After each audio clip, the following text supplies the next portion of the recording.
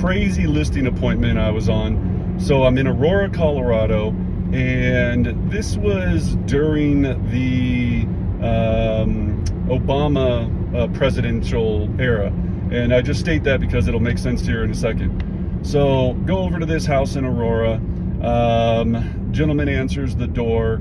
He's wearing camouflaged cargo pants, boots, some sort of no fear, don't tread on me t-shirt, which was fine, whatever, and invites me to come in. And he's a pretty rough looking guy. And as I come in, there's ashtrays everywhere. So, guy had been smoking in the house, which makes it a challenge to sell. And, starts taking me through. And when we go to sit down, there's no kitchen table. So there's kind of like a really gross kind of couch. Sit down on the couch. As he sits down, he pulls out a revolver like that was tucked into the back of his, cargo pants, sets this large, handgun down on the table. And he goes, "Before we start talking, just a quick question. Who did you vote for?" And I go, "Excuse me?" And he goes, "I asked a very simple question before we move forward. Who did you vote for?"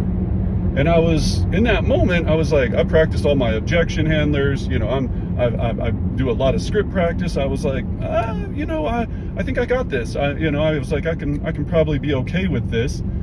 And I said, "Well, may I ask you, does that have any importance on me being the best person to get your home sold?" And he stares down.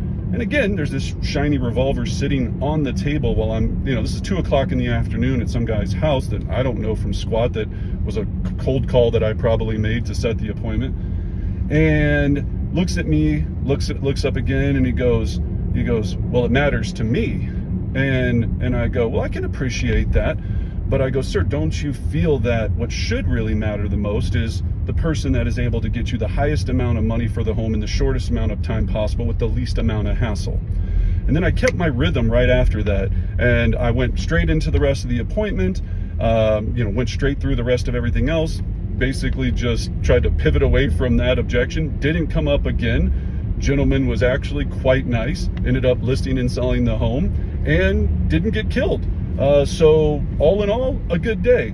So moral of the story, be safe out there, practice your objection handlers. You never know what they're going to say, but always root it back to being very calm, very nice, very confident, and I'm the right person for the job, regardless of your views, your political, anything that you care about. We're here to get the home sold.